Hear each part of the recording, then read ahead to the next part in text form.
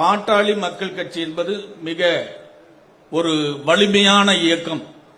எந்த புயலோ காத்தோ எது வீசினாலும் அதை அசைக்க முடியாது என்று ஒரு நிலையை இன்றைக்கு இந்த தேர்தலில் நாம் காட்டியிருக்கிறோம். இந்த கட்சி எப்படியாவது ஒழித்து கட்ட வேண்டும், உடைக்க வேண்டும். அதே போல இந்த சமுதாயத்திற்கு கிடைத்த இடஒதுக்கீட்டை கொடுக்காமல் 5 ஆண்டு காலம் நம்மை பழிவாங்கியத துரோகியை திமுகவை நாம் வீழ்த்திருக்கிறோம். அதே போல நான் பணியாற்றிய பென்னாகரம் தொகுதியிலே இந்த இயக்கத்தை உடைத்து அடமானம் வைத்த மிகப்பெரிய ஒரு துரோகியை வீழ்த்திருக்கிறோம். அதற்கு அடுத்தபடியாக நாம் ஆய்வுக்கு உட்படுத்திக் கொள்ள வேண்டியது, நாம் இன்றைக்கு கட்சி வலுவாக இருக்கக்கூடிய பகுதிகளில் நாம் கூட்டணி கட்சியாக இருக்கக்கூடிய அண்ணா திராவிட முன்னேற்ற கழகம் இன்றைக்கு ஏறக்குறைய 37 இடங்களில் வெற்றி பெற்றிருக்கிறது.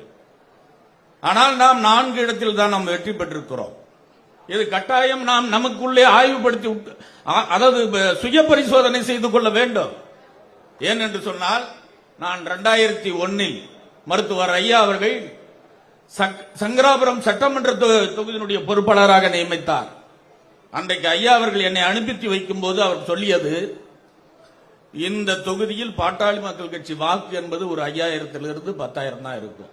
இந்த தொகுதியை நாம் கேட்கவில்லை. அந்த அம்மையார் பார்த்து அவங்க கட்சியில உட்பூசல் அதிகமாக இருக்கிறது என்று சொல்லி நம்ம கிட்ட ஒப்படைச்சிட்டாங்க. ஆகவே இந்த தொகுதி வெற்றி பெறுவதற்குண்டான வாய்ப்பில்லை.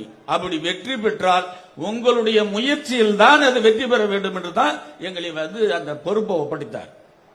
நானும் முன்னாள் சட்டமன்ற உறுப்பினர் ஓமலர் தமிழரசு அவரை என்னோடு இணைத்துக் கொண்டு அங்கே பணியாற்றி காசாம்பு மலை என்கிற நமது வெற்றி வேட்பாளரை 1750 ஓட்டு வித்தியாசத்தில் நாங்கள் வெற்றி பெற செய்தோம். பாட்டாளி மக்கள் கட்சியிலே வெறும் 10 பொறுப்பாளர்கள் தான் நமக்கு அங்க கிடைச்சாங்க. 10 பேர் விலை போகாத கொள்கை ரீதியா சமுதாய உணர்வோடு வெறும் 10 பேர் தான் நமக்கு கிடைத்தார்கள். அந்த தொகுதியை நாம் வென்றெடுத்தோம். ஆனால் பென்னாகரம் தொகுதி என்பது தமிழ்நாட்டிலே தனித்து பாட்டாளி மக்கள் கட்சி நின்று வெற்றி பெற்ற இடம்.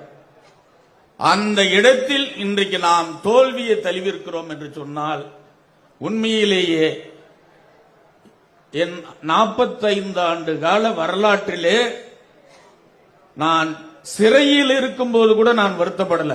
இந்த 25 நாட்களில் அந்த பென்னாகரம் தொகுதியிலே நான் பட்ட துன்பங்களும் வருத்தங்களும் சொல்லி மாளாது.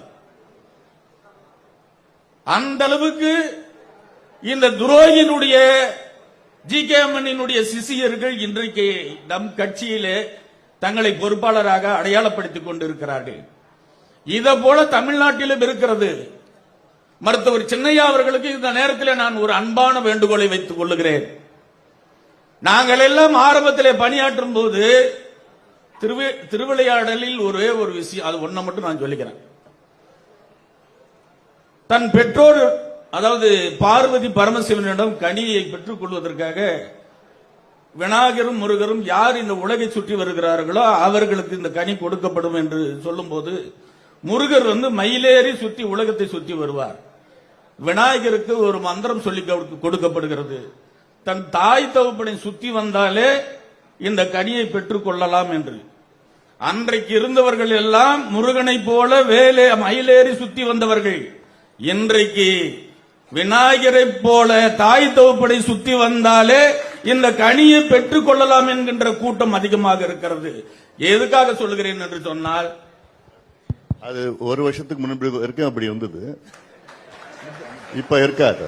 ஏன்னா நான் எதுக்காக சொல்றேன்னா, நாம் வட தமிழ்நாட்டிலே மிகப்பெரிய அளவுக்கு வலிமையான ஒரு இயக்கம், அதுவும் மருத்துவர் சின்னையா அவர்கள் தலைமையேற்ற பிறகு இன்றைக்கு இளைஞர் சக்தி என்பது மிகப்பெரியது.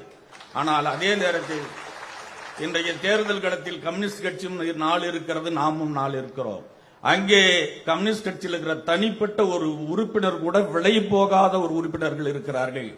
நம்ம பக்கம் அந்த மாதிரி இருக்க வேண்டும். அப்படி இருந்தால் எதிர்காலத்திலே நாம் எடுக்கக்கூடிய முன்னெடுப்பு மாற்றம் என்பதை உருவாகும் என்பதை இந்த நேரத்திலே தெரிவித்துக் கொண்டு, மருத்துவர் சென்னையா அவர்கள் கண்டிப்பாக இதை ஆய்வுக்கு உட்படுத்தி நீங்கள் வருங்காலத்தில் இந்த மாதிரி ஒரு மாற்றத்தை ஏற்படுத்தி கொடுக்க வேண்டும் என்பதை இந்த நேரத்தில் அன்போடு கேட்டுக்கொண்டு வாய்ப்புக்கு நன்றி கூறி விடைபெறுகிறேன். நன்றி, வணக்கம்.